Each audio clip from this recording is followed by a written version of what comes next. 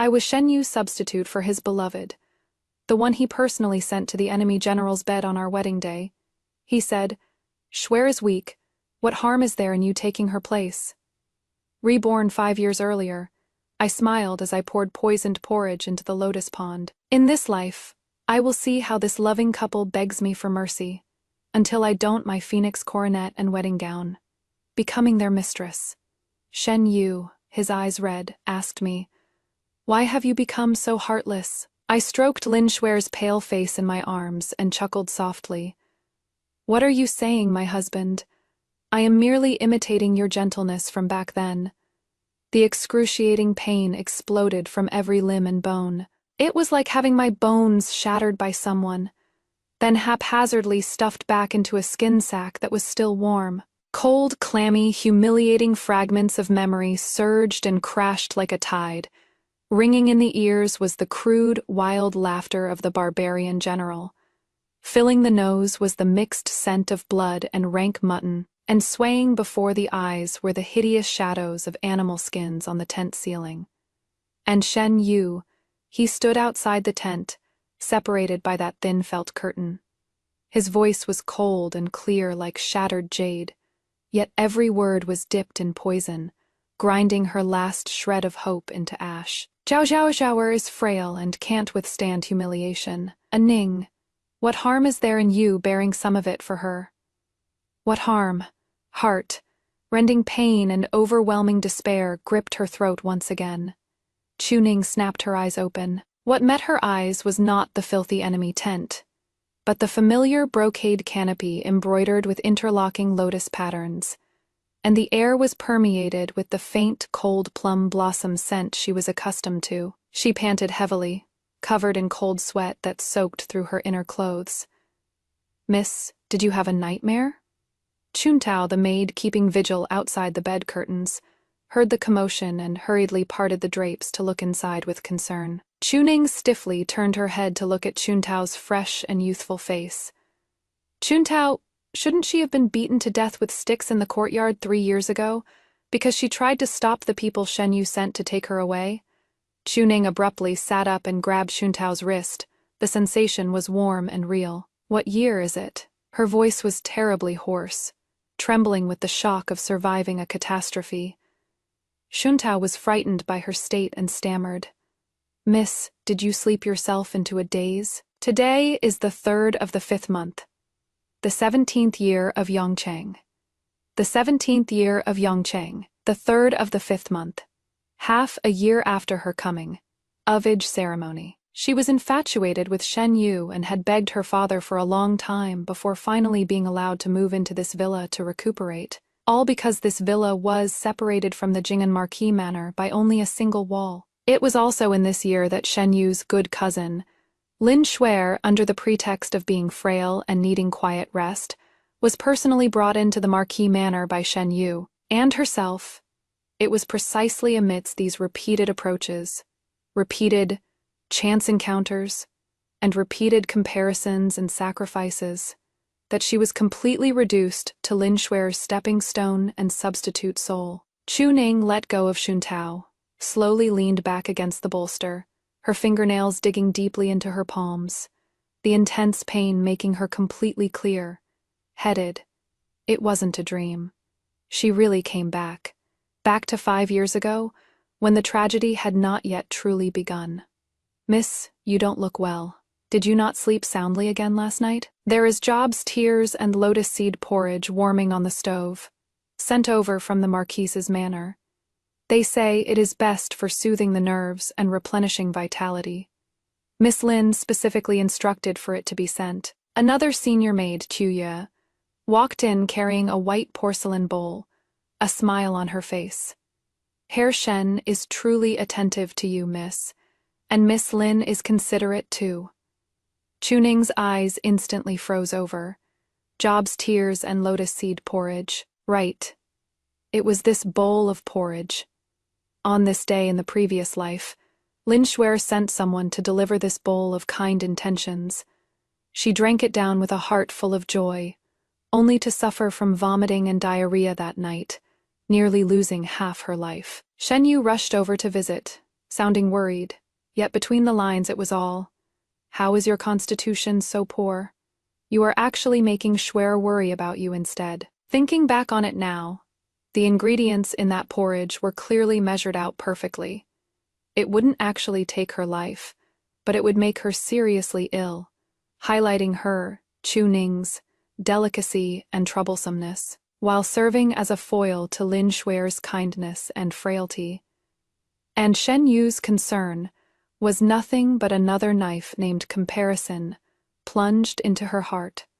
What a pair of thoughtful childhood sweethearts. Chu Ning suppressed the surging metallic sweetness in her throat, and when she looked up again, a weak smile had already rippled across her face. "Is that so? It was kind of Sister Schwer to think of me. Bring it over."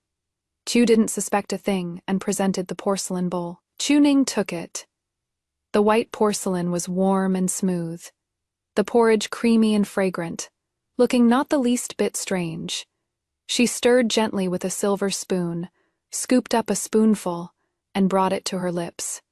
Her movements paused slightly. "Chuntao, I suddenly remembered that the bird's nest stewing for me in the small kitchen might have been left on the fire. Go have a look." Having sent Chuntao away, Chuning looked at Kuya, her smile gentle.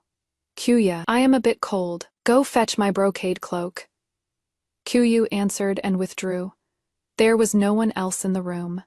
The smile on Chuning's face vanished completely in an instant, leaving only icy hatred. She stood up quickly and walked to the graceful lotus in the vat by the window. This was the famous variety, Drunken Breeze, that Shen Yu, upon hearing she liked lotuses a few days ago, had specially ordered to be transported by fast horse from the south to show his favor for his stand. She expressionlessly lifted the lid and poured the entire bowl of porridge right in, without hesitation. The thick porridge liquid quickly sank into the mud at the bottom of the vat, disappearing without a trace. After doing all this, she put the empty bowl back in its place. Just as she sat back on the edge of the bed, Chuya returned holding a cloak. "Miss, did you finish the porridge?" Chuyu asked with a smile, seeing the bowl was empty. Sister Schwer's kindness naturally can't go to waste." Chuning's tone was soft, carrying just the right amount of fatigue. "I am a bit tired and want to sleep a while longer. You all may leave. There is no need to keep watch." Kuyu didn't suspect anything and withdrew with the empty bowl. The door closed gently. Chu Ning lay down, pulled up the brocade quilt, and closed her eyes, as if she had really fallen into a deep sleep. Only those slightly trembling eyelashes and the hands clenched into fists under the brocade quilt, with fingernails almost digging into the flesh, betrayed the monstrous waves and cold resolve within her heart. "Shenyu Lin Schwer, you owe me. In this life, I want you to pay it back 100-fold.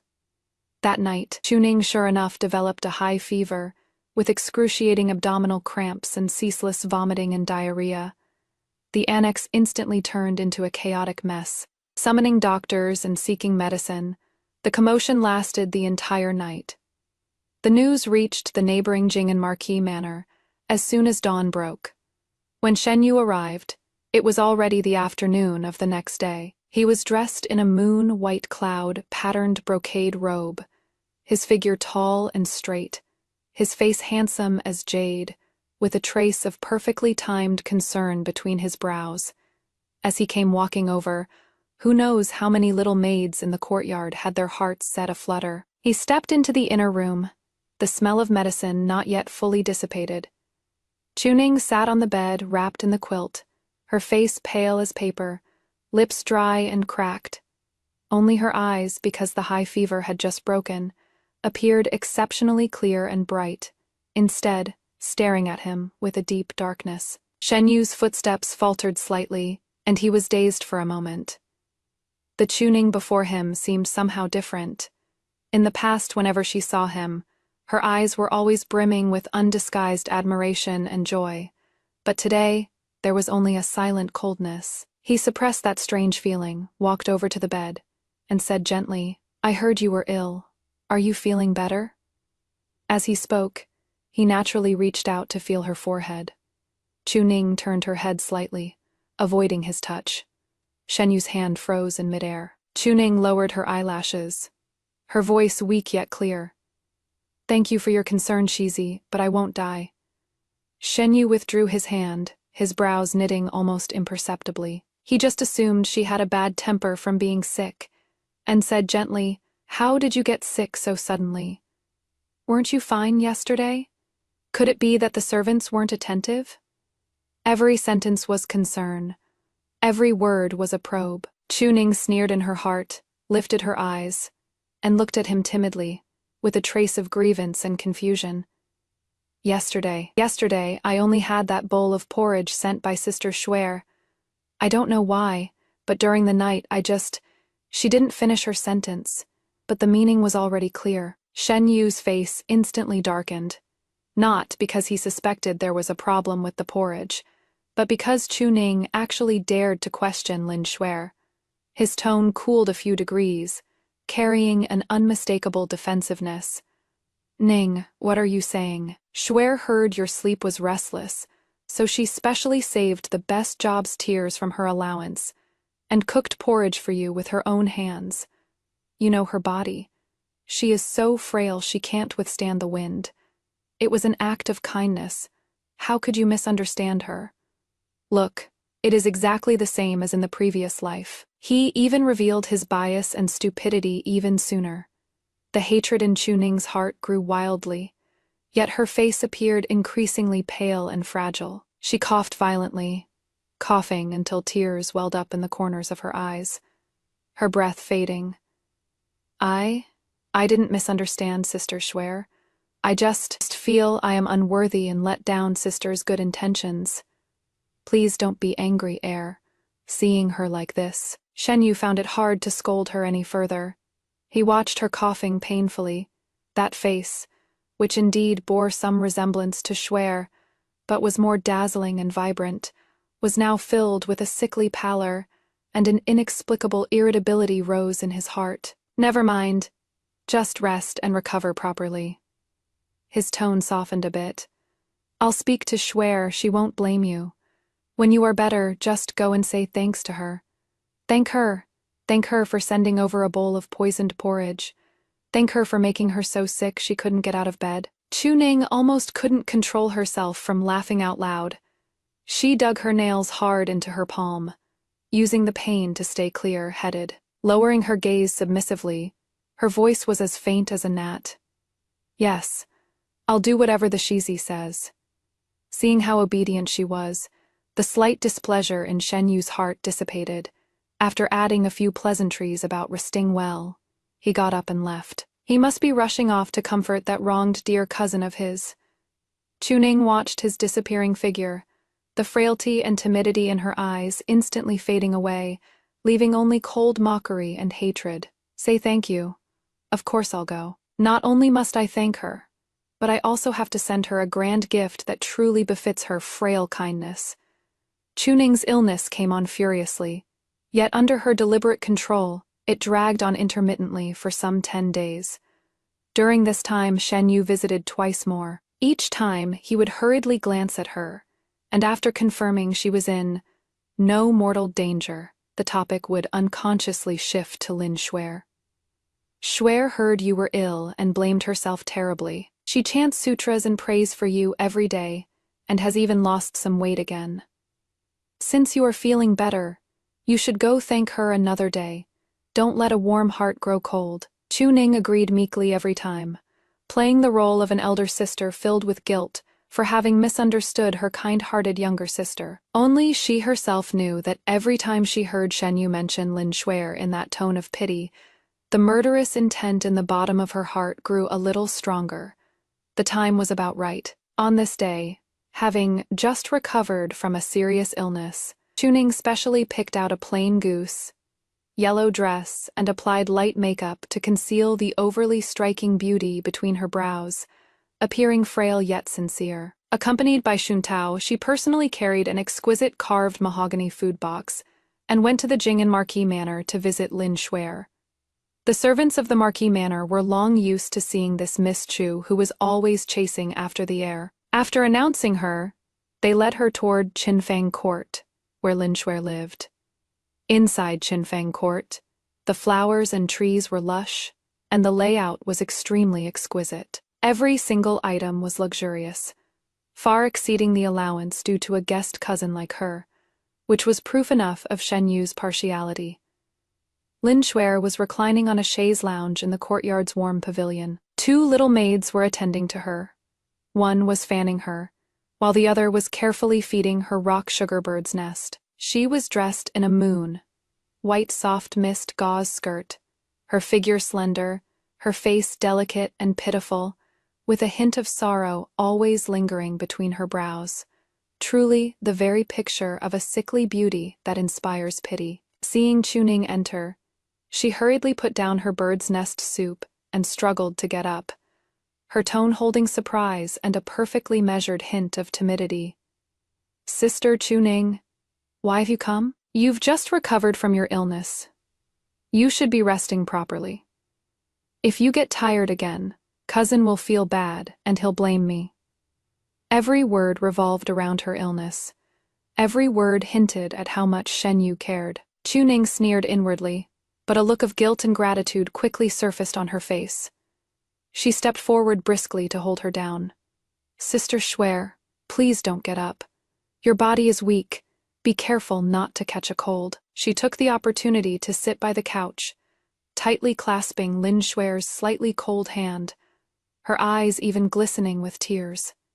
"Sister, I came specifically to thank you today. I was sick and muddled these past few days, yet I still troubled you to worry about me and send that calming porridge. I am truly, truly ashamed of myself." Lin Shuer was taken aback by this sudden warmth and apology, but immediately smiled softly. "What are you saying, sister? As long as you can recover, it is only right for me to do anything I can. It is just a pity that porridge didn't seem to have any effect, and instead made you suffer." "How could it be of no use?" Chuning interrupted her urgently, her tone as sincere as it could possibly be. "Perhaps it is just that my own stomach is too weak to handle such heavy tonics. I wouldn't dare let sister's kind intentions go to waste." She signaled Chuntao to present the food box. "Therefore today, I specially made some chichao pastries, a snack from my hometown in Jiangnan. With my own hands, I brought them for sister to try as a small token of gratitude. Sister absolutely must not decline." The food box was opened to reveal 6 exquisitely crafted, small, flower-shaped pastries inside, each a different color, emitting a faint, sweet, and floral fragrance. One look was enough to tell that immense effort had gone into them. A barely perceptible trace of disdain flashed through Lin Shuer's eyes. Chuning was from a family of military generals who didn't know she wasn't skilled in the culinary arts. These pastries were probably made by her servants, used just to keep up appearances. But outwardly, she put on a touched look, as if overwhelmed by the favor. How could I impose on sister to make these personally? It is no trouble at all." Chuning smiled enthusiastically, personally picking up a pale pink peony pastry and holding it to Lin Shuer's lips. "Sister, have a taste quickly. Does it suit your taste? If you like it, I'll make them for you often." Lin Shuer looked at her eager gaze, then caught a glimpse of the corner of a familiar moon. White robe outside the courtyard gate coming this way. It was Shen Yu returning from court. She understood instantly. Chuning was doing this on purpose for cousin to see. That works too. Just the right moment to let cousin see who is truly considerate and kind, and who is just putting on an act. So she no longer declined, and guided by Chuning's hand, took a small bite, chewing carefully, then immediately revealed a surprised smile. "It is really delicious. Sweet, but not cloying. It melts in the mouth. Sister has such great skill." Chuning's smile deepened. "If you like it, have some more." Saying this, she brought that half piece of pastry closer to her lips again, in order to play the part fully, and show how she cherished Chuning's kind intentions. Lin Shuer ate the entire pastry right from her hand, then gently dabbed the corners of her mouth with a brocade handkerchief, praising softly, "Truly delicious.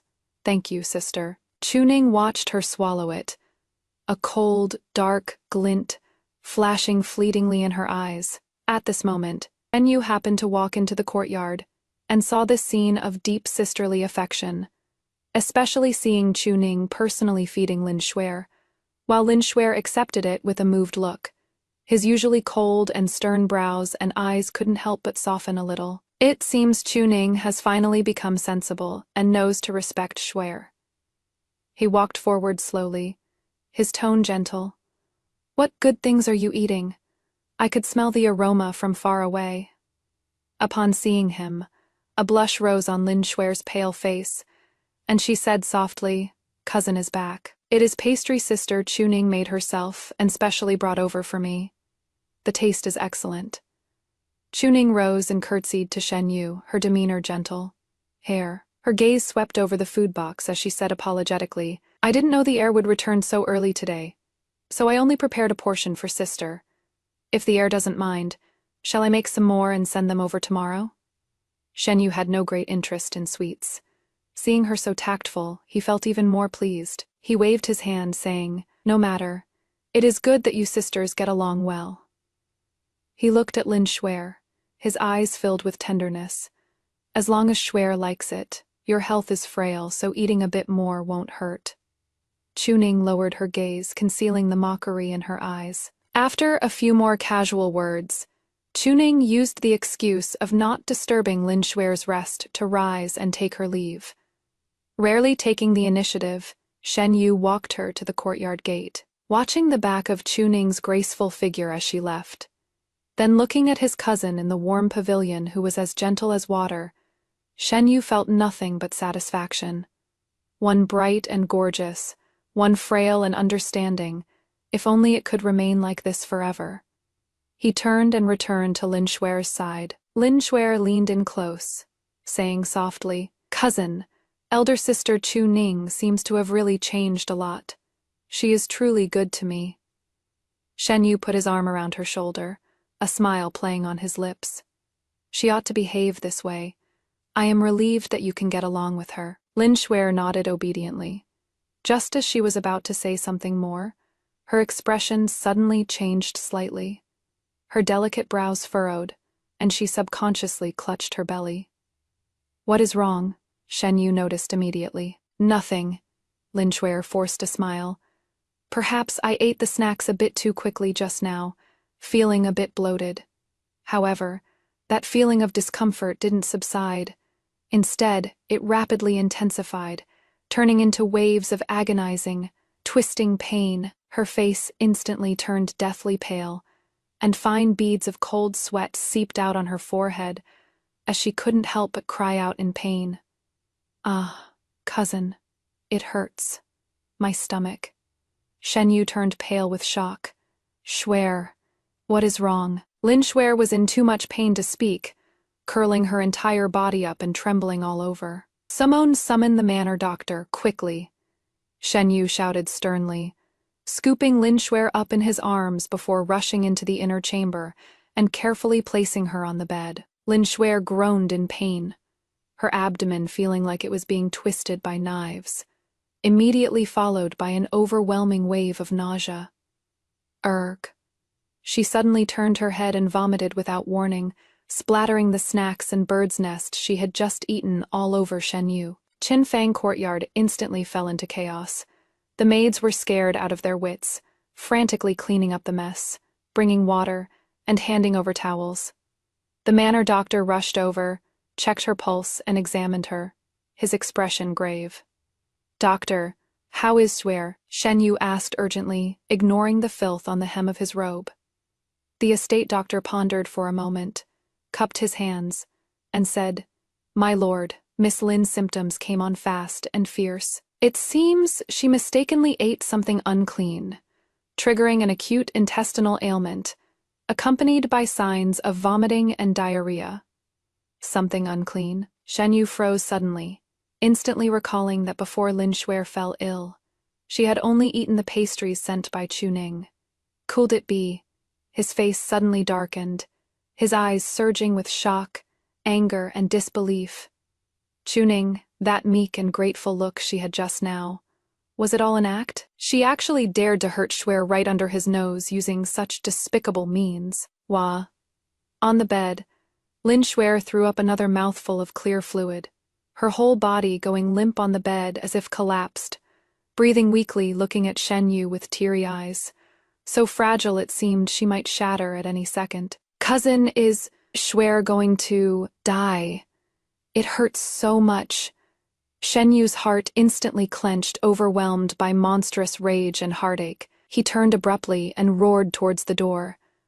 Go, drag Xu Ning back here for me. Xu Ning had just returned to the separate courtyard, having not even finished a cup of tea, when the sound of rushed, chaotic footsteps and rude door banging came from outside. Bang! Room door was pushed open violently from the outside. Two sturdy matrons from the Jing and Marquis Manor, accompanied by several armed guards, barged in aggressively. The matron in the lead kept a straight face and said coldly, Miss Chu, the heir requests your immediate presence at the manor. Chuntao's face turned pale with fright, and she subconsciously tried to block in front of Chu Ning. You, what do you want? My young lady just returned from the Marquis Manor. Chu Ning put down her teacup, her face calm and rippleless, as if she had long expected this scene. She raised her eyes, her gaze lightly sweeping over the group of uninvited guests, her tone even carrying a hint of perfectly timed surprise. The heir is inviting me in such a rush? Whatever for? Is Sister Schwer feeling unwell? That matron scoffed coldly, her voice dripping with sarcasm. Whatever for? Is Miss Chu truly unclear in her own heart? Miss Lin ate the snacks you sent, and now she is vomiting and purging, her life hanging by a thread. The heir is in a thunderous rage and asks you to go over for a confrontation. What? Chu Ning stood up abruptly, all color instantly draining from her face, which was written all over with shock and panic. Hey? How is this possible? I made those snacks with my own hands. There is absolutely no problem. Sister, how is she? Her body swayed slightly, as if unable to withstand this massive shock, and she only managed to stand steady by grabbing the corner of the table. Her eyes turned red immediately, and her voice carried a sobbing tone. Quick! Take me to see Sister quickly! Her reaction actually made the old servant woman sent to seize her pause for a moment. Did this Miss Chu really look like she was unaware of the situation? But the heir's orders were unquestionable, so the old servant hardened her heart and said, Then please, Miss Chu, come with us servants immediately. The group practically marched Chu Ning along as they hurried all the way back to Qinfang Courtyard. The atmosphere inside the courtyard was heavy. The maids and older servants were silent as cicadas in winter. The inner room was filled with the heavy scent of medicine and a lingering foul odor. Lin Schwer lay on the bed, barely hanging on to life, her face ashen and lips bloodless, occasionally letting out a moan of pain. Shen Yu sat by the bed with a livid expression, clutching Lin Schwer's hand tightly, his gaze toward the door like a sharp blade quenched in icy poison. When Xu Ning was brought in, and that panicked, teary-eyed appearance of hers met his eyes, the fury in his heart didn't extinguish. It raged even hotter. What a venomous, snake-hearted woman. She is still pretending, even now. Xu Ning. Shen Yu abruptly stood up, his voice chilling to the bone. Look at the good deed you've done! Xu Ning seemed frightened by his terrifying aura. With a thud, she knelt on the ground, tears instantly rolling down. She wept like a pear blossom bathed in rain, trembling all over. My lord, please see the truth. I don't know what happened. Sister was fine when I left. How could? There was absolutely nothing wrong with those pastries. That was a token of my sincerity. Good intentions. Shen Yu closed in on her step by step, looming over her, his eyes filled with undisguised disgust and rage. Your good intentions were to make Schwer end up like this. The estate doctor has already confirmed it. She ate something unclean. Apart from the pastries you sent, she hasn't had anything else today. If it wasn't you, who else could it be? No, it wasn't me. Chu Ning raised her head, looking at him with teary eyes. her gaze filled with grievance and despair. Why won't the heir believe me? If there really was a problem with those pastries, how would I dare deliver them myself? And how would I dare feed them to my sister with my own hands? Wouldn't I be walking right into a trap? Hearing this, Shen Yu's gaze flickered imperceptibly. Indeed, if it really were a poisoning, being so brazen would be too stupid. Chuning caught his hesitation in that instant, and cried even harder, as if she had been terribly wronged. If the heir doesn't believe, you can take the remaining pastries to be tested, or I'll eat them to show you. She suddenly turned her head, looked at the 5 remaining pastries in the food box on the table, and struggled to crawl up to grab them. I'll eat them right now. If I have even a shred of evil intent, let me be struck by lightning and die with my intestines pierced and belly rotted. Her desperate stance actually stunned Shen Yu and everyone else in the room. If there really was a problem with those pastries, how would she dare to eat them? Just as Chuning's fingers were about to touch the pastries, Shen Yu shouted sternly.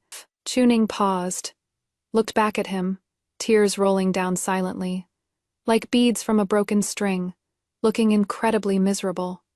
Shen Yu stared at her, the look in his eyes complex and shifting. Anger, suspicion, and a trace of imperceptible irritation stirred up by those tears were all woven together. Could it be I really wronged her? But Shuer definitely got into trouble after eating her pastries. Just then, Lin Shuer on the bed let out a faint groan, speaking with a breath as weak as a thread. Cousin, it has nothing to do with sister. It is Shuer, my own. Body is useless. The more she kindly tried to absolve Chuning like this, the more she cemented Chuning's viciousness and her own innocence. Shen Yu's heart immediately swayed back, and his gaze toward Chuning turned cold again.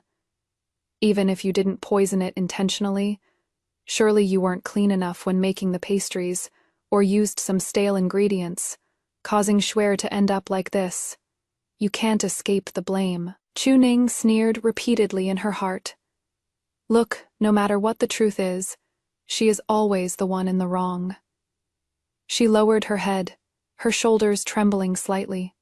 She offered no further defense, only sobbing in a low voice, as if she had resigned herself to fate, or perhaps was heartbroken. At this moment, the residence doctor stepped forward, cupped his hands, and said, "Herr, in this old man's opinion, although Miss Lin's symptoms are fierce, they are not caused by a lethal poison. It seems more like she mistakenly consumed something of an intensely cold nature, which clashed with the young lady's already weak spleen and stomach. I wonder, were any special ingredients used in those pastries?" Shen Yu immediately looked at Chuning, his gaze sharp. "Speak, what did you add to the pastries?" Chuning raised her teary eyes, looking blank and wronged. "Didn't add anything special, just ordinary flour, sugar, oil." "Oh, right," she said timidly, as if suddenly remembering something. "I thought about how sister usually likes floral scents, so to enhance the flavor, I specially picked some newly bloomed jasmine petals from the courtyard, carefully pounded them into juice, and mixed it into the dough. Could it be that there is a problem with the flowers?" She looked at Shen Yu, her eyes pure and helpless. But I watched with my own eyes as the maids picked those jasmine flowers. They were blooming perfectly. How could there be a problem? Moreover, I felt unwell yesterday and brewed jasmine tea to drink, and there was nothing unusual. Jasmine? The manor doctor stroked his beard and mused. Jasmine is cold in nature. If used in extremely large quantities, or if consumed by someone with an extremely weak and cold spleen and stomach, it could indeed cause discomfort. But for an ordinary person consuming a small amount, it shouldn't come to this. Chuning immediately said, "I didn't use much, just a few blossoms." Shen Yu's brows knitted tightly. The matter seemed to have reached a stalemate. Chuning looked innocent, and the ingredients of the dessert seemed fine, yet Shuer had indeed fallen victim to it. Could it be that Shuer's constitution is truly so frail that she can't even withstand this bit of coldness? Just then, a maidservant seemed to suddenly remember something and muttered in a low voice. Come to think of it, those jasmine plants in the corner of the young lady's courtyard had a pest problem a few days ago, and the steward seemed to have had someone scatter some medicinal powder. Although the voice was quiet, it was exceptionally clear in the silent room. Chuning sneered inwardly. Here it comes. She had Chun Tao subtly guide the Marquis Manor's gardener to treat the pest infestation a few days in advance, just waiting for these very words. Shen Yu's gaze suddenly sharpened, and he jerked his head to look at the maidservant. What did you say, scattered medicinal powder? The maidservant was so frightened, she dropped to her knees with a thud. Yes, my lord heir.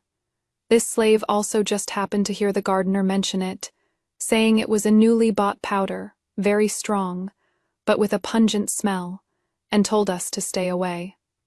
The house doctor suddenly realized, that makes sense. If petals contaminated with medicinal powder were consumed, the medicinal properties would irritate the stomach and intestines. With Miss Lin's delicate body, how could she possibly withstand it? The truth is revealed. It wasn't intentional poisoning, but an unfortunate accident born of a strange twist of fate. Everyone's eyes focused on that unintentional mistake. Shen Yu's expression softened slightly, but his gaze towards Chu Ning still held blame. Even if it was unintentional, it was your thoughtlessness. Why didn't you ask and check carefully before picking the flowers? You nearly caused a disaster. Chu Ning knelt on the ground, tears streaming down her face, kowtowing incessantly. It is my fault. It is all my fault. I never expected it to be like this. I just wanted sister to try something fresh. Punish me, heir, as long as sister can recover. I'll do anything. She cried with such sincerity and remorse that anyone who saw her would think this was just a pitiful person who clumsily caused trouble while trying to please her sister. Looking at her groveling and repentant appearance, the slight suspicion in Shen Yu's heart completely dissipated, replaced by a sense of superiority mixed with irritation. Sure enough, she is still that stupid, brainless Chu Ning, who only knows how to revolve around him. Making Shuer suffer is truly detestable, but fortunately it wasn't on purpose. He waved his hand in annoyance. Enough. Considering you didn't do it on purpose, I punish you to be confined in the separate courtyard for a month, and to copy 100 scrolls of Buddhist scriptures to pray for Shuer. Without my order, you are not to take half a step out of the separate courtyard, scram back, and reflect. Heir Xie, have mercy. Chu Ning choked with sobs. Supported by Xun Tao, she staggered to her feet and retreated in a wretched state. The moment she turned around, the tears on her face vanished instantly, leaving only cold mockery and a trace of satisfaction that her scheme had worked, grounded. Exactly what she wanted. Shen Yu, Lin Shuer, this is just the beginning. Just you wait. Chu Ning was confined to the separate courtyard, publicly claiming to be devoting herself to worshipping Buddha and praying for Miss Ava. The servants of the Marquise's manor gossiped in private, all saying that Miss Chu really tried to steal a chicken only to lose the rice. She wanted to curry favor with her future sister-in-law, but stirred up a huge disaster instead, losing the heir's affection. It is likely going to be even harder for her to enter the Marquise's manor now. Inside Qinfeng Garden, Lin Shuer finally recovered after a few days of careful nursing. It is just that the poisoning this time was fierce, though not lethal. It greatly damaged her vitality. Originally, she was only 3 parts sickly, but now she was 7 parts, so truly becoming a delicate beauty who would fall at a gust of wind. Medicinal decoctions were constant every day, and she even needed support just to get out of bed and walk. Shen Yu's heart ached endlessly, and he stayed at Qinfeng Court almost every day, even moving his official work there to handle. Rewards flowed into the court like running water, just to win a smile from her. However, some things had changed without anyone realizing. Whenever the maid served the stewed tonic soup and Lin Shuer picked up the spoon, she would subconsciously hesitate for a moment, her gaze instinctively shifting to Shen Yu Shen. Yu didn't pay attention at first, only urging her gently, Schwer, take it while it is hot. This is bloodbird's nest bestowed by the palace. It is the most nourishing.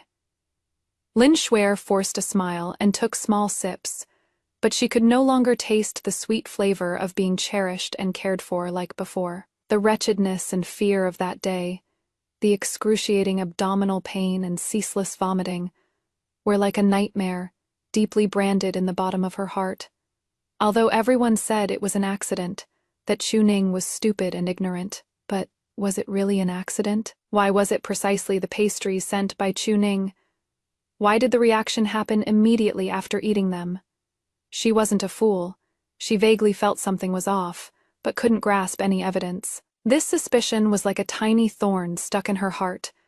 Not deep, but always there, causing a trace of indescribable estrangement and scrutiny to rise in her heart whenever she faced Shen Yu's meticulous care. She began to examine her food even more cautiously, and even secretly had her trusted maid tested on the sly.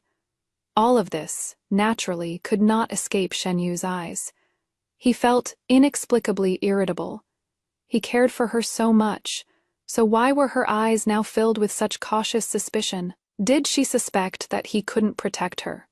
Or was she suspecting him of something?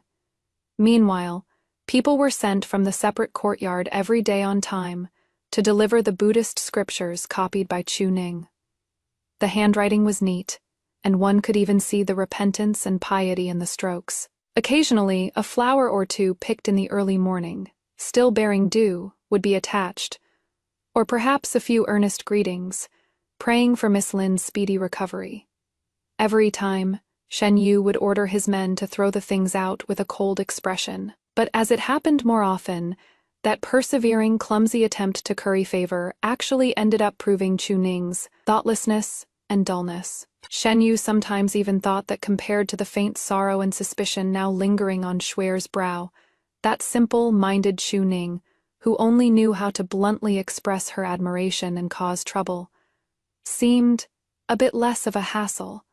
As soon as this thought arose, he ruthlessly suppressed it. How could he think that Schwer was lesser than Chu Ning? Schwer was the one his heart belonged to, the white moonlight who deserved his utmost protection. It must be that Chu Ning, that idiot, was just too troublesome, giving him this illusion. His annoyance towards Chu Ning seemed to grow a little more, yet within that annoyance, there was a mix of inexplicable attention that even he himself hadn't realized. Lin Schwer keenly sensed this subtle change. Shen Yu remained gentle and considerate towards her, but she just felt that when cousin looked at her, there seemed to be something missing in his eyes, and something added. Sometimes he would zone out looking out the window towards the separate courtyard, and when she looked over, he would quickly withdraw his gaze. A woman's intuition made her feel a surge of panic. Chu Ning, that airhead who only had looks, did she really catch cousin's attention using such a stupid method? No. Absolutely not. She had to do something to firmly grasp cousin's heart again and trample Chu Ning completely into the mud. That day, after Shen Yu finished handling official business, he came to Qinfang Court to accompany Lin Schwer for dinner. Lin Schwer specially changed into a pale green dress that Shen Yu liked best, applied light makeup, and looked so frail she could barely bear the weight of her clothes, a sight to inspire pity. While dining, her hand holding the chopsticks trembled slightly, dropping the food back several times, and the rims of her eyes gradually turned red. "What is wrong?" Shen Yu put down his chopsticks and asked with concern. Lin Schwer lifted her teary, misty eyes to look at him, her voice choked with sobs. "Cousin, am I very useless? Always getting sick, causing you trouble? I can't even hold my chopsticks steady. Unlike Sister Chu Ning, who is healthy, lively, and cheerful, and can even make pastries for you with her own hands." Her words seemed like self-deprecation, but in reality, every sentence was reminding Shen Yu how Chu Ning's health highlighted her frailty, how Chu Ning's pastries had harmed her to this extent, and the scheming that might be hidden behind Chu Ning's liveliness. Sure enough, Shen Yu's face darkened, and the trace of negligible relief, he had just felt toward Chuning was instantly replaced by disgust. He held Lin Shuer's icy hand, his tone decisive. "What nonsense. You are the best in my heart. A crude and stupid person like Chuning can't compare to a single strand of your hair. Don't mention her again in the future, lest it sully your ears." Lin Shuer nestled into his arms, nodding weakly. Shuer will listen to cousin." However, leaning against Shen Yu's chest, a glint of cold triumph flashed in her eyes. "Chuning, you want to use such clumsy means to vie for favor? Dream on." Shen Yu gently patted her back, soothing her, but his gaze involuntarily drifted toward the window again. The direction of the separate courtyard was silent and soundless. What was that woman he had denounced as crude and stupid doing right now? Was she really obediently copying scriptures to repent? He suddenly felt a bit irritable. This feeling of things slipping out of control made him very uncomfortable. He had to go see for himself. The 10th day of the confinement order evening. Shen Yu brought no attendants, arriving alone outside Chuning's villa. The courtyard gates were shut tight, and inside it was dead silent.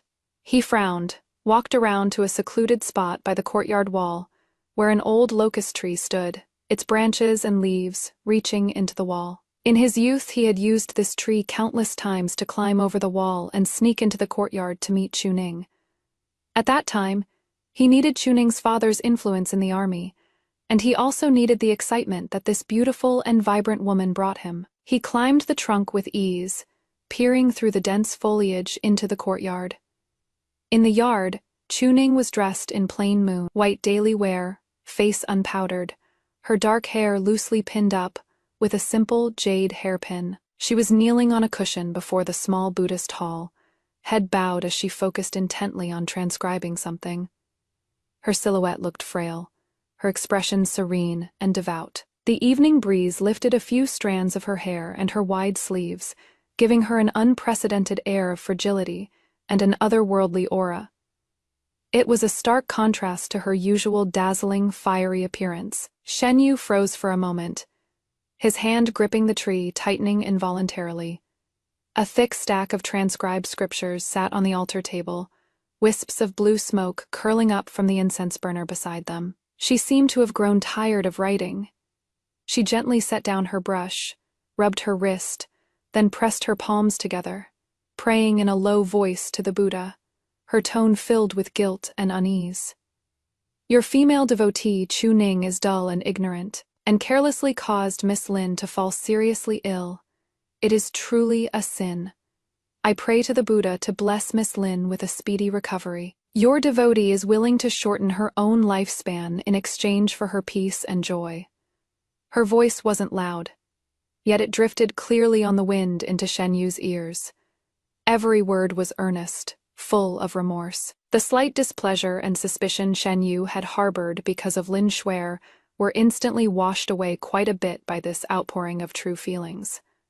As expected, she is still a fool to think she is actually sincerely repenting, even willing to shorten her life to pray for blessings. It seems that last time, he really did wrongly blame her. She is just stupid, not bad. At this moment, the maidservant Chun Tao walked over holding a bowl of plain porridge and side dishes, saying with heartache, "Miss, you've been copying all day, and you didn't eat dinner well either. Have some more porridge, won't you? You've grown thinner." Chuning shook her head, a trace of bitterness and persistence on her face. "I have no mood to eat. Whenever I think of Sister Shuer still suffering an illness, I cannot swallow a thing. These plain vegetarian meals are just right to let me calm my mind and atone for my sins." Chun Tao looked like she wanted to speak, but stopped. Eventually she sighed and set the porridge bowl aside. Chuning picked up the brush again and continued to lower her head to copy, her profile appearing exceptionally resilient, yet fragile. Shen Yu watched this scene, looking at her obviously thin cheeks and the weariness in her eyes, and an inexplicable surge of complex emotions rose in his heart. There was pity, a trace of faint guilt, and a kind of satisfaction of being wholeheartedly admired and valued that even he himself wasn't willing to admit. Although he was annoyed at her for being stupid and causing trouble, seeing her so terrified and utterly haggard, just because of a single punishment from him still ultimately satisfied his vanity as a man and a superior. He slid down the tree without a sound and left the separate courtyard. On the way back to the Marquise's manor, the silhouette of Chuning kneeling devoutly in prayer before the Buddha kept surfacing in his mind, as well as Lin Xuer's face, which was growing haggard by the day, her brows knit with light sorrow and apprehension. Comparing the two, he suddenly felt that perhaps the punishment for Chuning was a bit too harsh. She was, after all, a young lady from an official's family, and her father still held influence in the military. Plus, she was repenting so sincerely now. More importantly, that face of hers, after shedding its flashy gaudiness and becoming pale and fragile, actually possessed a charm that aroused more pity than usual. It even felt a bit more relaxing than being with Lin Xuer, who was always sickly and needed his careful coddling. Once this thought emerged, it quickly took root. The next day, Shen Yu ordered Chuning's confinement lifted, and even sent someone to deliver a few bolts of nice fabric and a set of head ornaments to appease her. When the news reached Qinfang court, Lin Xuer was drinking medicine. Hearing this, her fingers trembled, and the medicine bowl nearly crashed to the ground. Cousin, he forgave Chuning, and even rewarded her with things.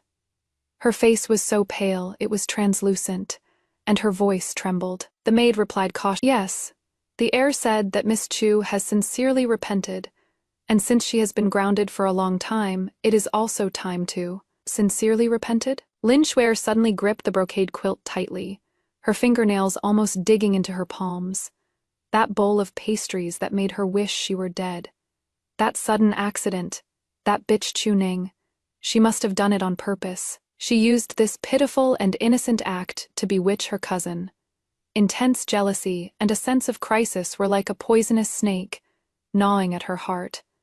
She absolutely could not let Chuning get her way. She must secure her status as soon as possible, and take the position of the wife of the heir of Marquis Jing'an. Only then could she thoroughly trample Chuning under her feet. That night, Lin Xuer fell ill again. This time she was even more critically ill than the last. Her chest hurt, she couldn't breathe, and in her dazed state, she just gripped Shen Yu's hand, tears flowing unceasingly, murmuring repeatedly, "Cousin, don't leave Xuer. Xuer is scared."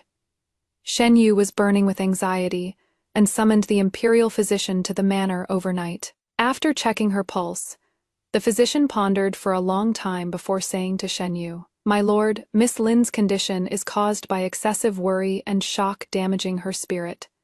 The stagnation is in her heart, and no medicine can provide a quick cure. An illness of the heart still requires medicine of the heart."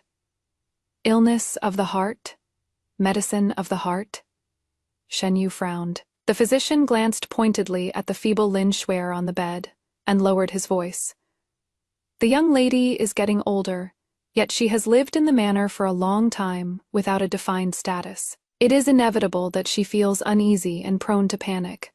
If she had something to rely on, perhaps she could relax and recover." Shen Yu understood instantly.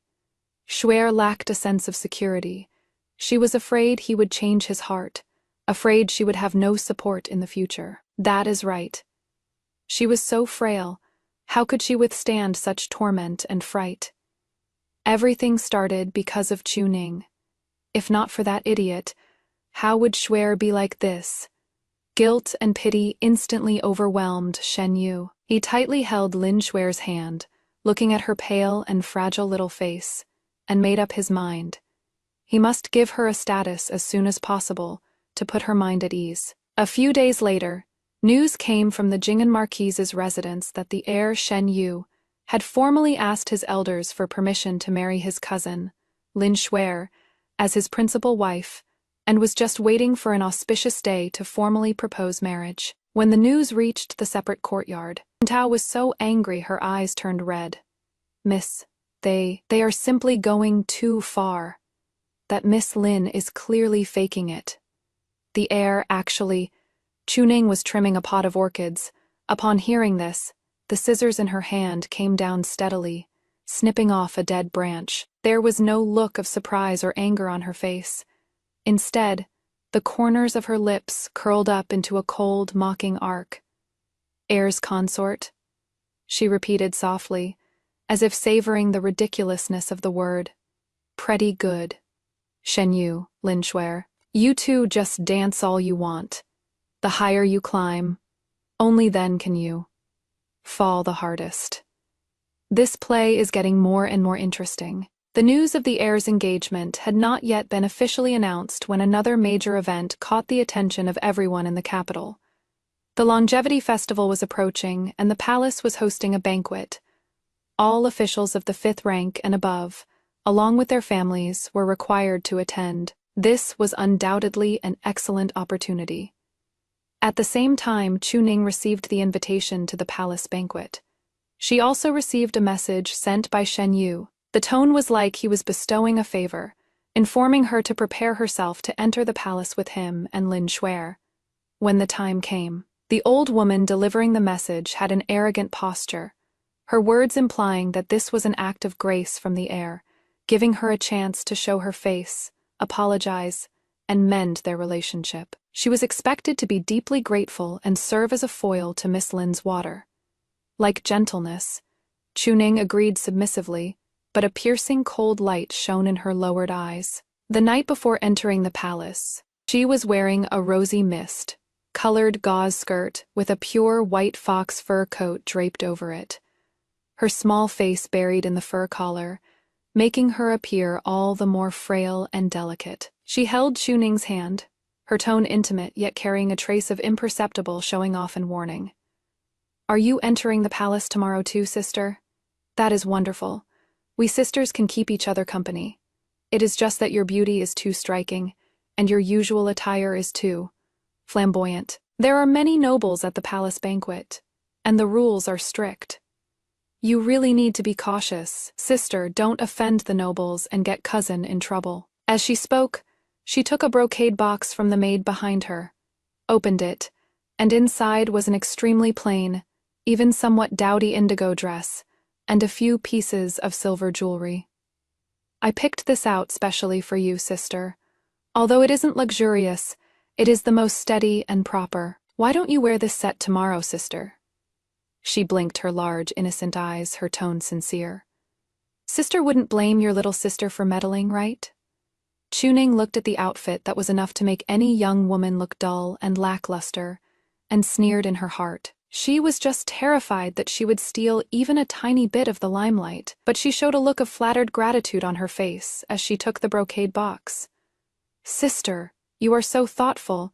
You've really done me a huge favor. I was just worrying about not having suitable clothes. Thank you, sister. Lin Shuer saw that she was so obedient and smiled with satisfaction. She offered a few words of fake concern before walking away gracefully. Chuning watched her retreating figure disappear at the door, her fingertips gently brushing over that indigo dress, her eyes cold as a blade. Disdain it. How could I? She happened to need just such a low-key outfit to play her part well in the upcoming show. The next day, the palace banquet. True to her word, Chuning changed into that dowdy indigo dress. Her hair was combed meticulously, adorned only with a few small pearl flowers and that plain silver hairpin. She wore no makeup and had even deliberately used an eyebrow pencil to make her features look a bit plainer. She followed quietly behind Shen Yu and Lin Shuer, submissive and silent. She was completely out of place among the noble ladies around them, who were vying for attention with their tinkling jewelry, looking like a drab maid who had stumbled into a grand banquet by mistake. Shen Yu glanced at her, seeing her so obedient and docile. The subtle satisfaction born from her sensibleness yesterday was quickly replaced by the disgust caused by her unpresentable appearance. Indeed, just a pretty face with nothing inside. A little suppression, and she loses her luster. Compared to Shuer's delicate charm and endearing frailty, they are truly worlds apart. He stopped looking at her, devoting all his care to the beautifully dressed Lin Shuer beside him, who was as frail as a dodder flower. He led the way for her, shielded her from the wind, and their intimate manner drew many sidelong glances from around, sparking whispered discussions about the deep affection between the heir and his cousin. Lin Xuer basked in everyone's attention and Shen Yu's considerateness, feeling incredibly smug. Occasionally, she cast a glance at Chuning behind her, her eyes filled with unconcealed superiority and pity. Chuning ignored it all, just following silently. She took in all the disdain, mockery, and pity, yet her heart remained unmoved, a faint, barely perceptible cold smile playing on the corner of her lips. The banquet was halfway through. Melodious music filled the air, and songs and dances celebrated the peace. By custom, noble ladies would display their talents to entertain His Majesty. Who knows who started it this year, but after several young ladies performed, the topic somehow turned to Lin Xuer. Everyone knew that although she was frail and sickly, she had a reputation for being talented, especially in playing the zither. Samanon smiled and teased Shen Yu. "I've long heard that Miss Lin's zither playing is exquisite. I wonder if we'll have the good fortune to hear it today." Shen Yu was about to decline on Lin Xuer's behalf, but she gently tugged at his sleeve and stood up delicately. A hint of a blush rose on her pale face, and her voice was weak but clear. "Thank you all for your high praise. I shall do my humble best. I wish to play Spring River in the flower moon night to add to the enjoyment of your majesties and everyone here." Her initiative drew praise from everyone for her commendable courage.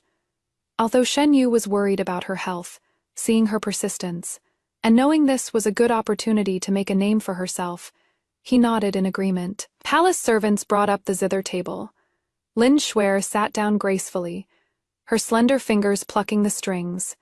The music flowed, indeed clear and melodious, with skillful technique, interpreting the mood of the piece quite movingly. Everyone at the banquet nodded in appreciation. Shen Yu looked at his cousin, who had become the center of attention, his eyes filled with pride and tender affection. When the piece ended, the whole hall cheered. Lin Xuer stood up and curtsied shyly, stumbling slightly. Shen Yu immediately stepped forward to support her, showing the utmost care. Just then, a commandery prince of the imperial clan, who had never been on good terms with the Jing'an Marquis residents, suddenly smiled and spoke, his gaze sweeping over Chuning sitting quietly in the corner. "Miss Lin's zither skills indeed live up to her reputation. I've heard that General Chu's daughter is also well-versed in both civil and martial arts. I wonder if she could broaden our horizons today as well?" In an instant, all eyes focused on Chuning, seeing her out of place old-fashioned attire. Many people revealed expressions of disdain or looked like they were ready to watch a show. Who didn't know that coming from a military family, Chuning had a fiery temper and was merely average at things like the zither, chess, calligraphy, and painting. Asking her to perform a talent was clearly intended to make a fool of her and slap Shen Yu and Lin Xuer in the face.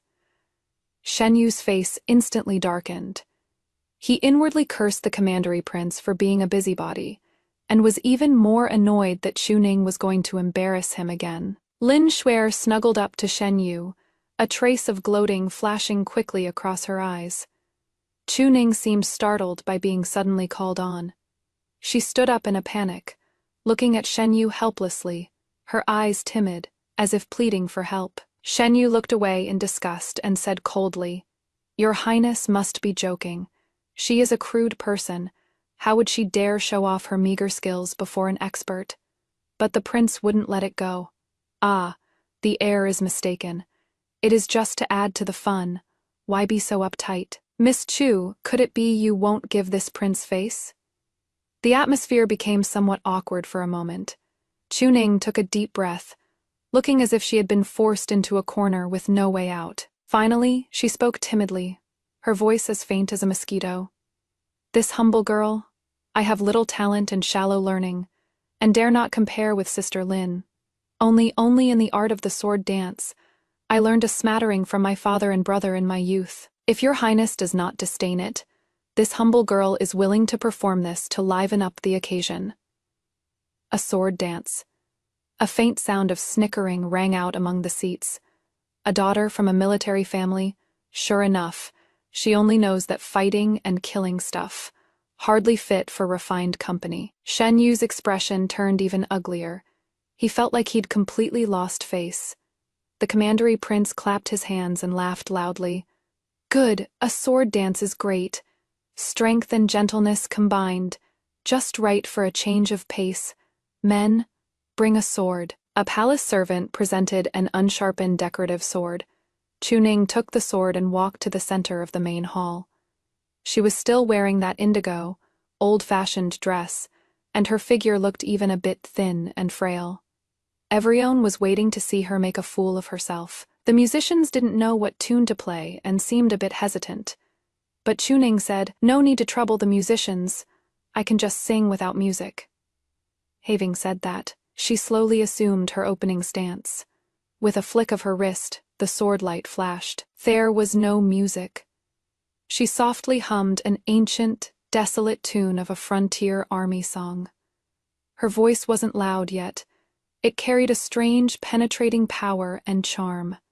At the same time, the sword in her hand moved. It wasn't the crude martial dance everyone had imagined, but agile as a swimming dragon, graceful as a startled swan.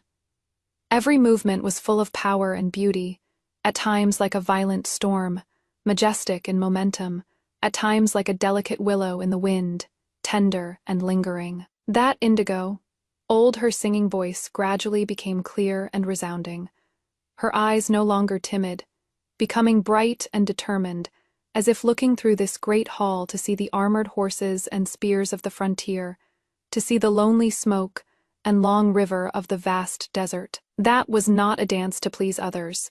That was the heroic spirit of reviewing troops on the autumn battlefield, the tragic grandeur of generals dying in 100 battles, the sonorous strength of a beauty who could also wield a sword to defend her country.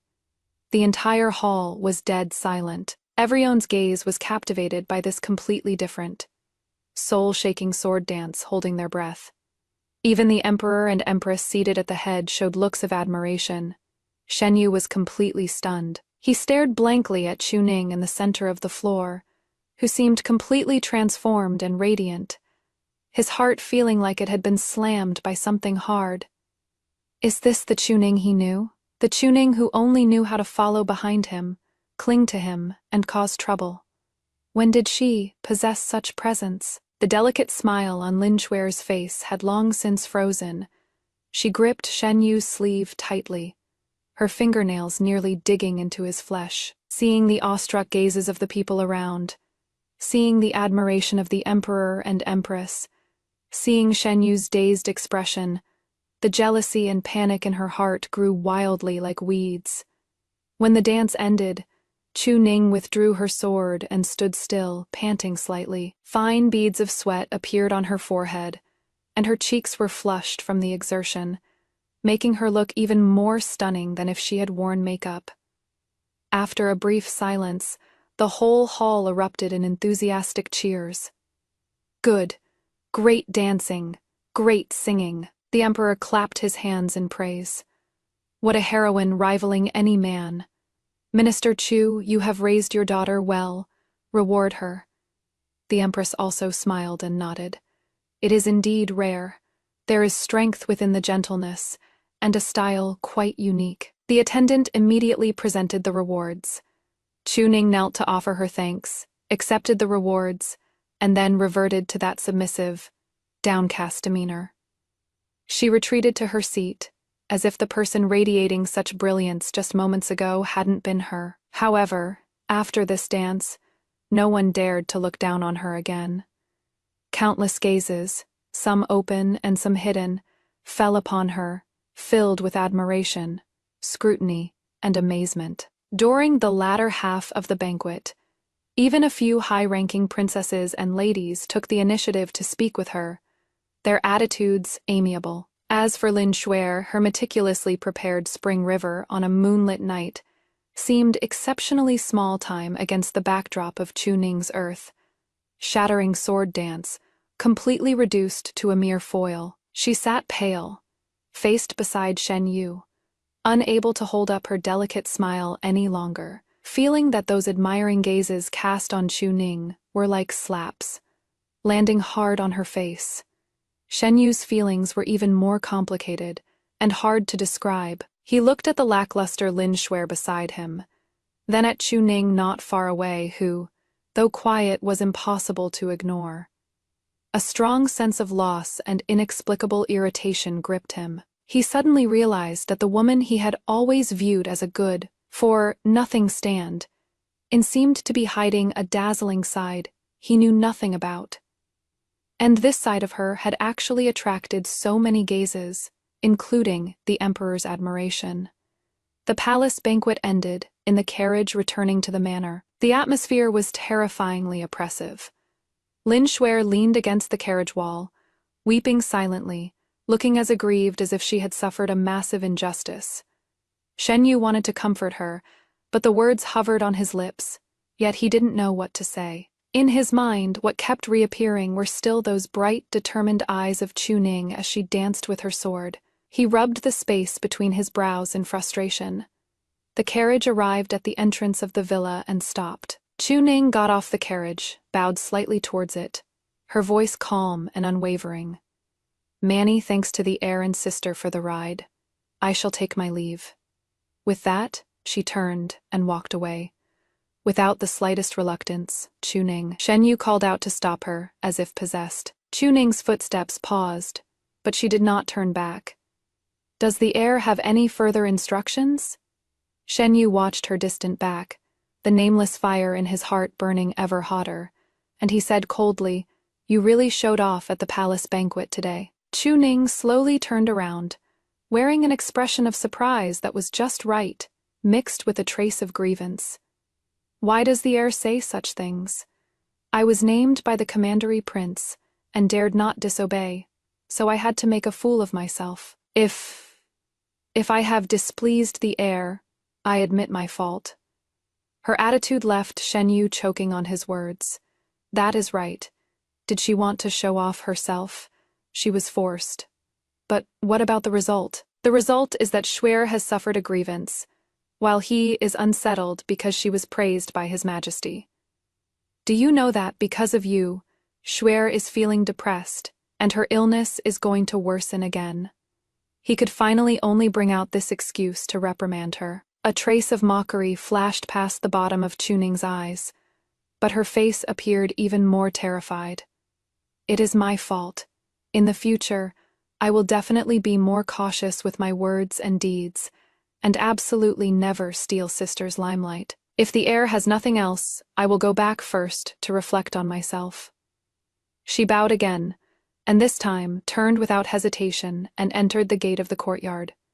Shen Yu watched that door which closed without mercy, his chest feeling terribly tight. He suddenly had an illusion as if something was thoroughly escaping his control. After the palace banquet, the winds in the capital quietly shifted. Chu Ning's stunning sword dance and the imperial reward she received became a topic people talked about with great relish. Although there were still noble ladies who disdainfully thought it was the crude and barbaric act of a military family, more people began to re-examine this Miss Chu, coupled with the fact that she lived a secluded life afterwards. Keeping a low profile and staying out of trouble, she actually earned a reputation for remaining unmoved by favor or disgrace. Several noble families who had originally looked down on her for her obsession with Shen Yu also secretly started to have ideas. Although the Chu family wasn't top-tier nobility, they held real power in the military, and Chu Ning herself was exceptionally beautiful. Now it seemed she wasn't completely brainless either. Taking her in as a daughter-in-law seemed like a decent choice. These subtle changes naturally reached the ears of the Jing'an Marquis Manor, and Shen Yu through various channels. Shen Yu's feelings became increasingly complicated and hard to describe. He found himself unconsciously starting to pay attention to the activity at the separate courtyard and asking for news about Chu Ning. Hearing that people were proposing marriage to her, he actually felt an inexplicable surge of irritation and anger. Was that woman, whose eyes once held only him, really going to throw herself into someone else's arms? This realization made him extremely uncomfortable, The number of times he visited Qinfang Court decreased noticeably. Even when he did go, he was often absent, minded. Lin Xuer took all this in, and anxiety burned in her heart. She tried to act even more frail and considerate to keep Shen Yu, but found it had little effect. Once, she even faked a relapse of her old illness, coughing her lungs out. Although Shen Yu still anxiously called for a doctor and medicine, she sharply caught the fleeting, barely perceptible flash of annoyance deep in his eyes. He was never like this before. He used to be heartbroken beyond belief. It is all Chuning's fault. That bitch. She must have used some kind of sorcery to bewitch my cousin.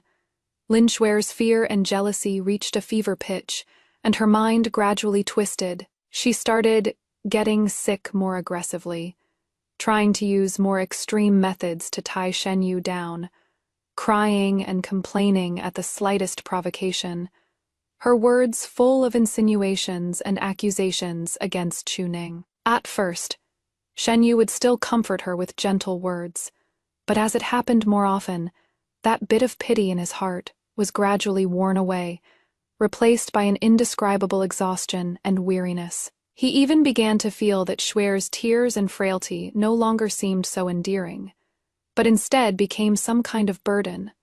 This subtle change in emotion was like a silent crack, spreading quietly between him and Lin Xuer. Meanwhile, rumors about Lin Xuer's background began to circulate secretly in the capital. The rumors weren't baseless.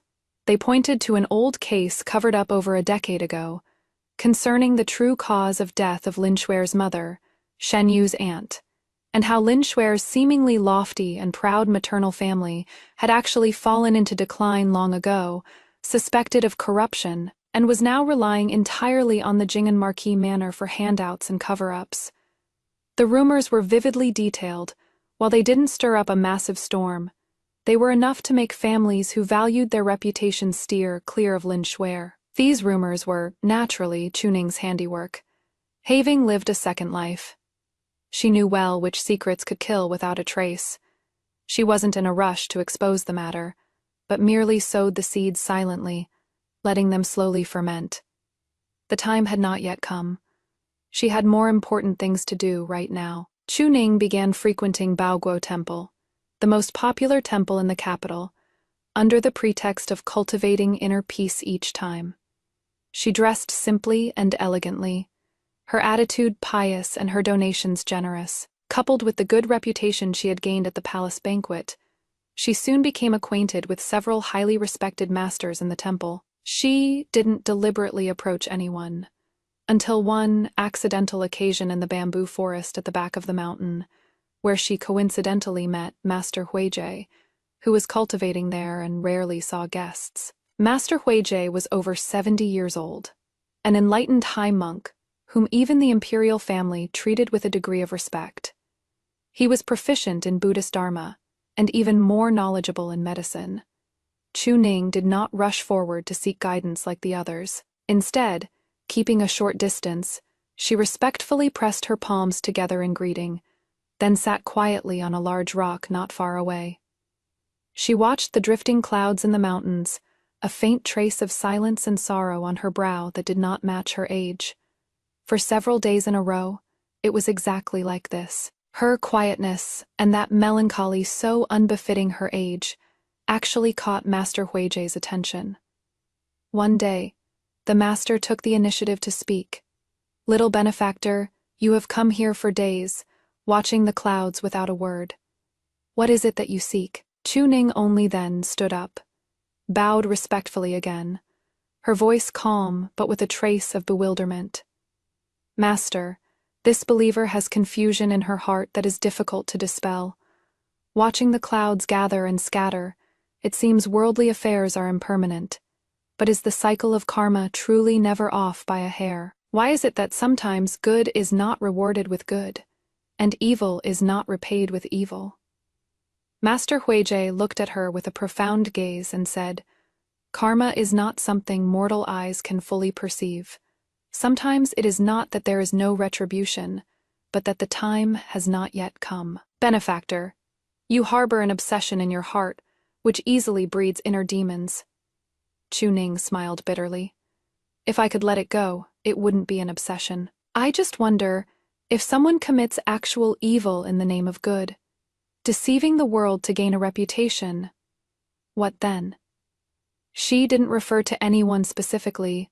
Her words seemed like a discussion of dharma, yet also like she was pouring out her heart. Master Huijie did not press the matter, but simply told her a few stories from the Buddhist scriptures concerning karma and retribution. Chuning listened with great concentration. When he finished, she bowed again. Thank you for your guidance, Master. This devotee's mind feels much more open now. Before leaving, she respectfully presented a scroll of the fake Siddhagarbha Sutra Fei that she had hand-copied and consecrated before the Buddha for many days. This is a small token of this devotee's heart.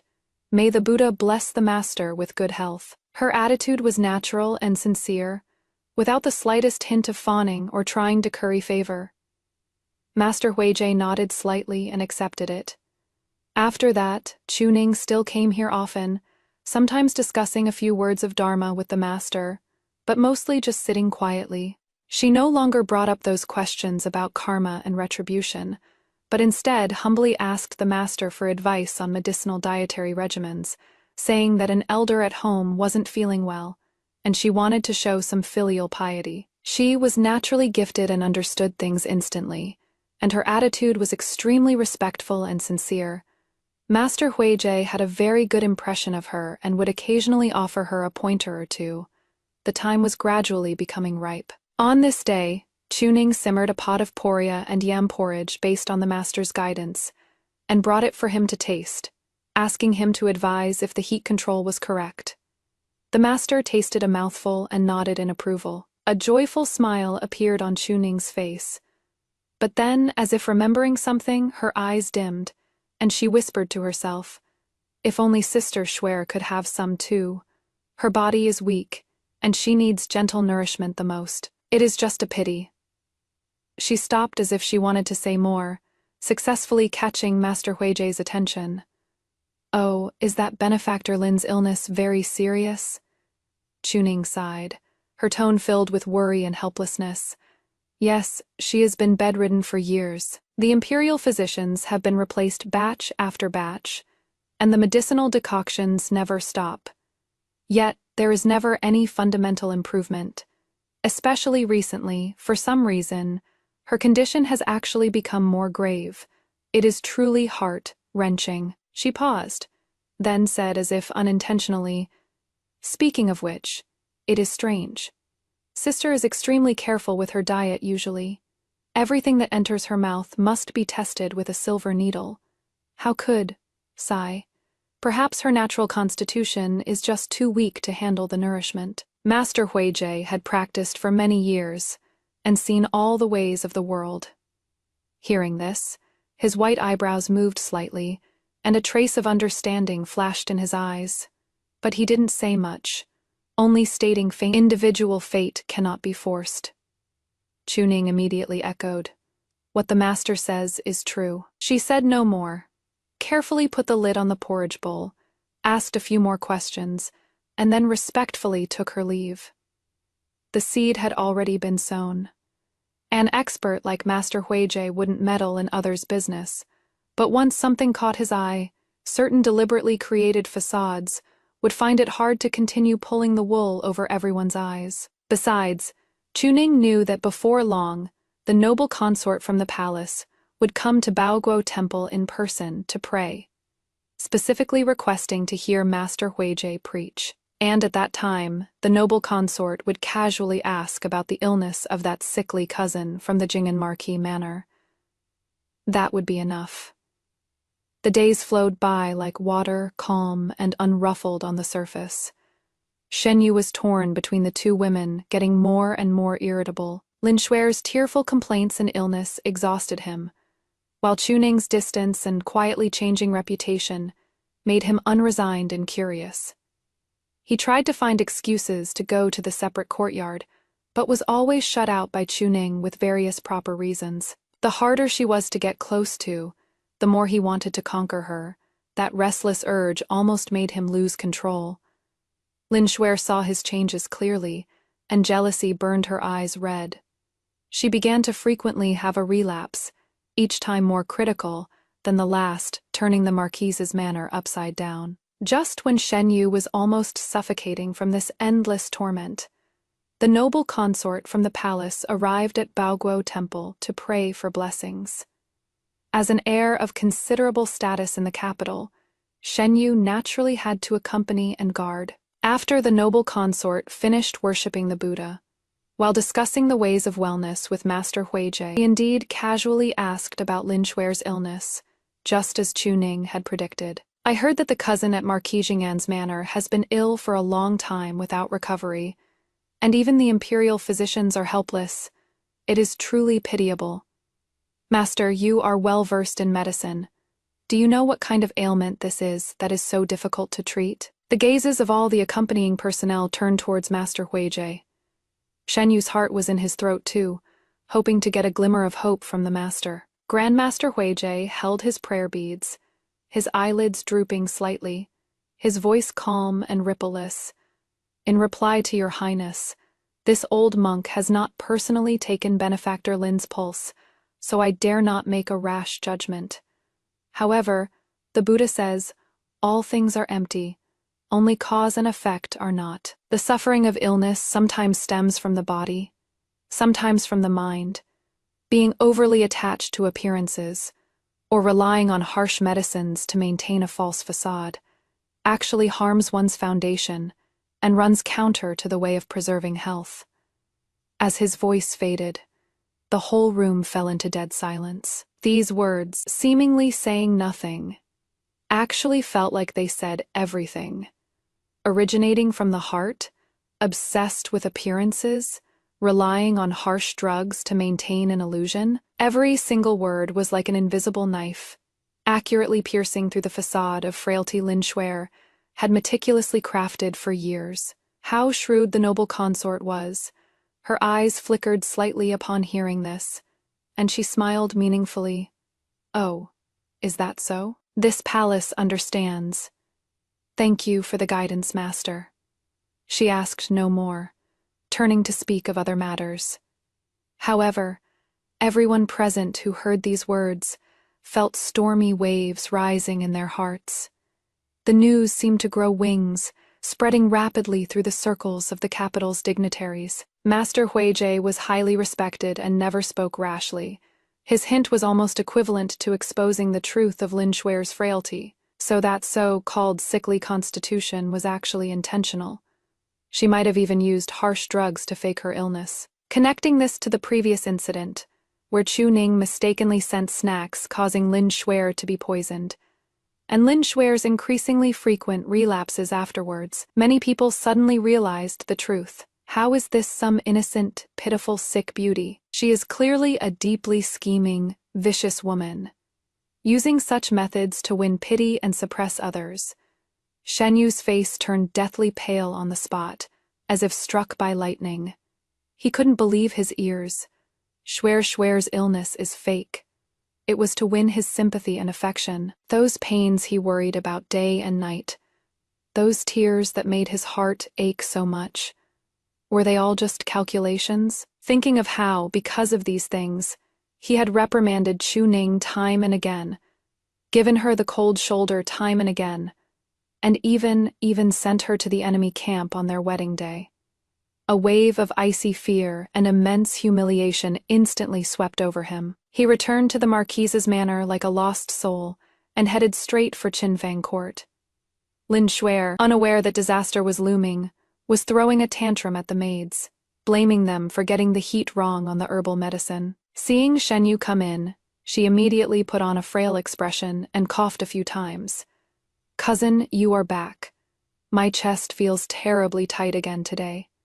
If it were the past, Shen Yu would have long since rushed forward to fuss over her, heart aching. But today he just stood there, looking at her with eyes that were cold and like a stranger's. His voice hoarse.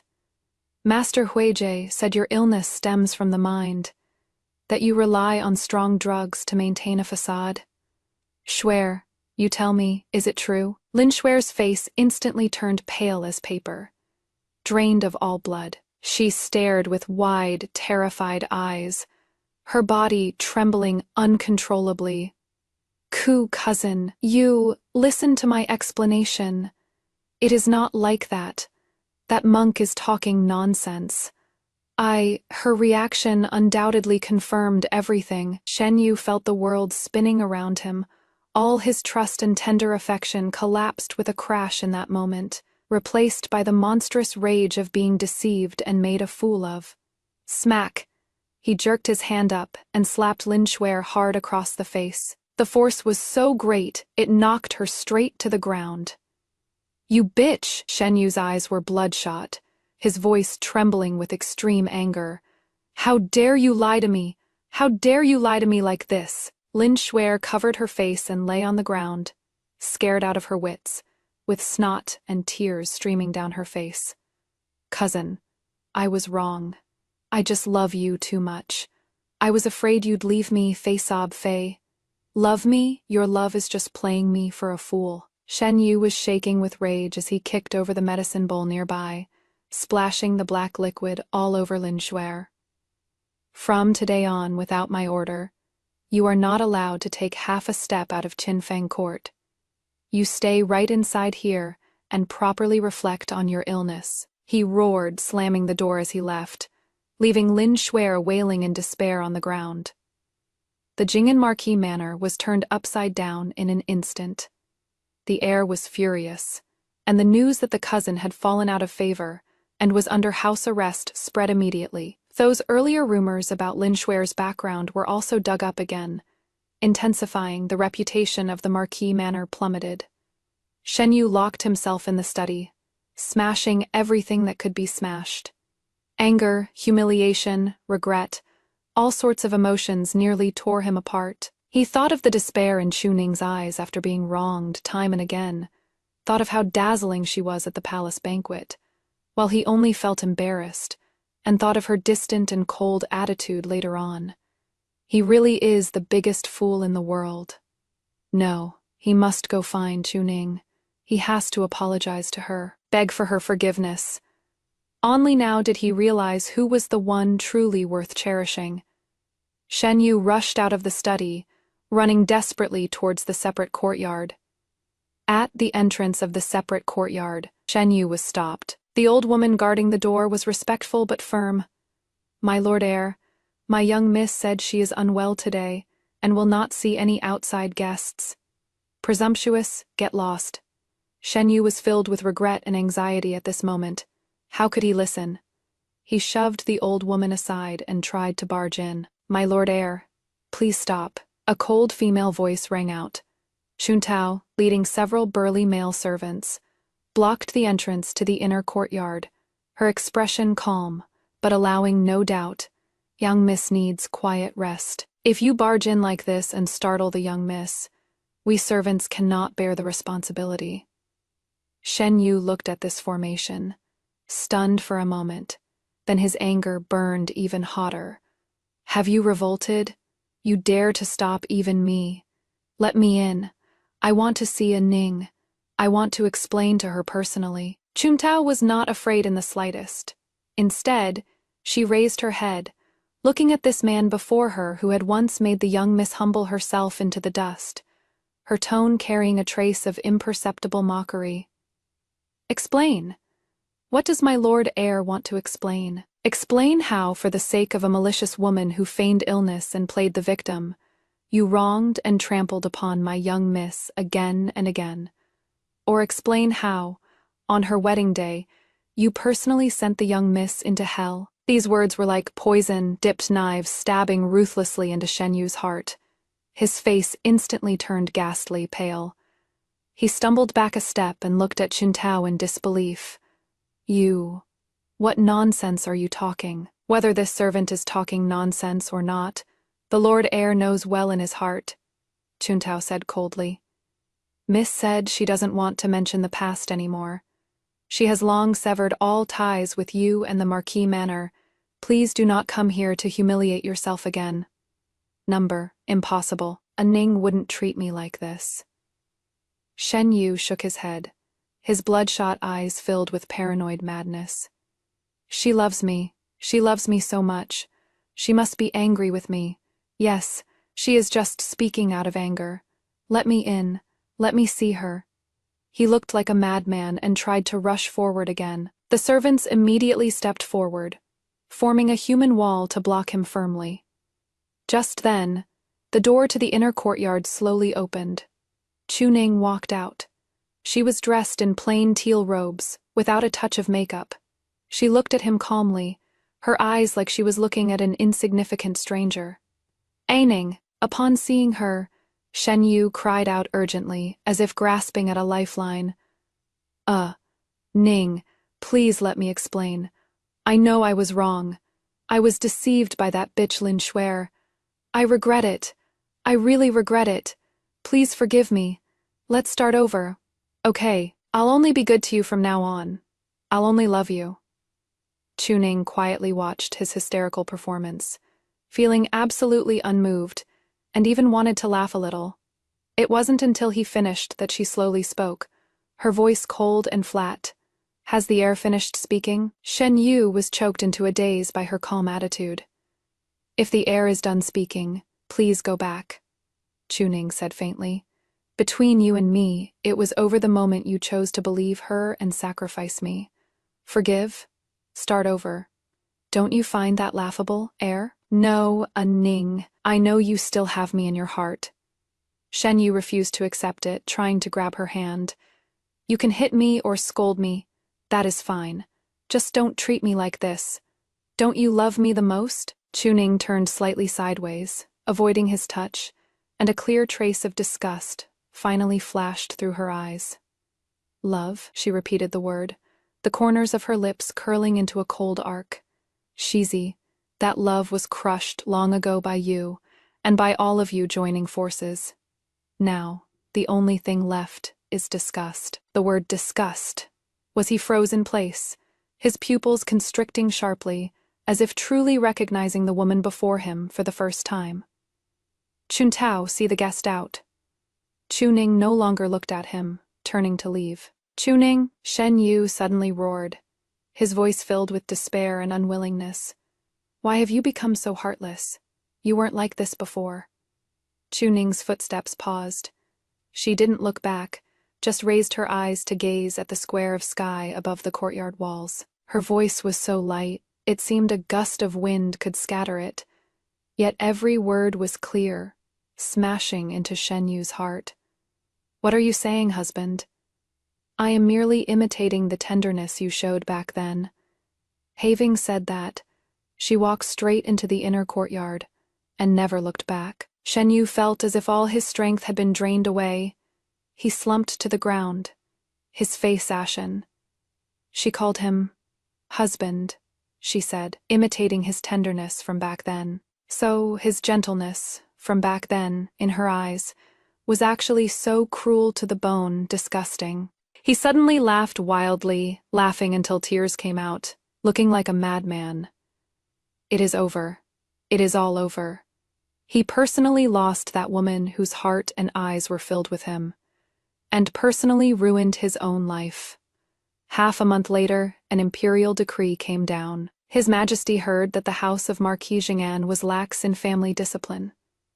The cousin, Miss Lin Shuer, deceived the world and lacked virtue, while the heir Shen Yu had poor judgment and behaved improperly, failing the emperor's grace. He was stripped of his duties in the imperial guards and ordered to reflect on his mistakes behind closed doors within the manor. Meanwhile, Chuning's father, General Chu, achieved successive victories at the border and returned to the court in triumph. He was promoted in rank and title, and is currently enjoying the emperor's deep favor. As one side fell and the other rose, the situation had completely reversed. The Jing'an Marquis Manor, once bustling with visitors, was now completely deserted. Chu Ning, who was once trampled into the mud, had become the most dazzling pearl in the capital. Matchmakers proposing marriage nearly trampled down the threshold of her separate courtyard. But she rejected them all, keeping to herself and rarely going out, until one day a carriage, low-key yet unable to hide its nobility, stopped at the gate of the separate courtyard. A palace eunuch respectfully conveyed the decree. The empress was holding a flower viewing banquet, and specially invited Miss Chuning to enter the palace for a chat. The flower viewing banquet was held in the warm pavilion of the imperial garden. The empress did not make much small talk. Instead, like an ordinary elder, she solicitously asked Chuning a few questions about family matters, and then dismissed the attendants. Only the two of them remained in the warm pavilion, along with a figure who had been quietly sitting behind the screen sipping tea. The empress looked at Chuning, her gaze gentle yet sharp. "Lady Chu, I have heard a little about the past events. You have been wronged." Chuning stood up and bowed respectfully. "I dare not rise." The empress raised her hand in a gesture of support. "Your father fights for the country and has performed great service. You yourself are also excellent, unmoved by favor or disgrace, worthy of being a model for women." Chuning lowered her eyes. "Your grace overpraises me." The empress smiled faintly and got to the main topic. "I called you here today, firstly to comfort you, and secondly because of a matter on my mind. Prince Chen, come out." From behind the screen, a tall, slender figure walked out slowly. The man was dressed in a black python robe. His features were handsome and refined, his aura cold and noble. There was a resemblance to the emperor in his brow, but with an added steadiness and majesty tempered by the battlefield. It was none other than the current emperor's full younger brother born of the same mother, the Prince Chen of illustrious military service, Xiao Yan. Chuning's heart shook slightly, yet she showed not a trace on her face, bowing according to protocol. "This subject daughter pays respects to your highness, Prince Chen." Xiao Yan's gaze fell upon her, deep and unfathomable, as he spoke indifferently. "You may rise." The empress smiled and said, "Prince Chen has been stationed at the northern border for years. Now that the border is temporarily peaceful, His Majesty, considering his hard work and high merit, wishes to select a virtuous wife for him to stabilize the home front. This palace feels that Miss Chu has a resilient nature and a clear mind and is worthy of this role. I wonder what your thoughts are?" Chuning instantly understood. This was not simple concern, but a probing for a political marriage alliance. The Chu family's military power, Prince Chen's prestige, the union of the two for the imperial family, was a check and balance, as well as a consolidation. For her, however, this was the best shortcut to escape the past and ascend to the very top. She raised her eyes, looking calmly at Prince Chen, Xiao Yan. Xiao Yan was also looking right at her. In those deep eyes, there was no stunned amazement, no pity, only an equal scrutiny and a trace of imperceptible probing. Their eyes met. Chuning slowly knelt to bow, her voice clear and firm. "This subject daughter thanks your grace and your highness for your great favor. This subject daughter is willing." In Xiao Yan's deep eyes, a trace of extremely faint, satisfied light seemed to flit past. The empress smiled even deeper. "Good, since that is the case. This palace shall report to His Majesty and select a day to issue the decree bestowing the marriage." The news that Prince Chen, Xiao Yan, was to marry Chuning as his principal consort came like a sudden clap of thunder, instantly shocking the entire capital. Who could have imagined that a subject's daughter who was nearly trampled into the mud could leap up to become the incomparably noble princess consort? Inside the Jing'an Marquis Manor, when Shen Yu heard this news, he was right in the middle of venting his fury on Lin Shuer. He suddenly froze. Then, as if drained of all strength, he slumped into the chair, looking lost and soulless, muttering to himself. Princess Consort Chen. She actually became Princess Consort Chen. Shuer, tormented to the point of being emaciated and insane, let out a sharp, piercing laugh. "Princess? What right does she have? That bitch. She deserves to die a horrible death. Ha ha ha. One mad, one foolish.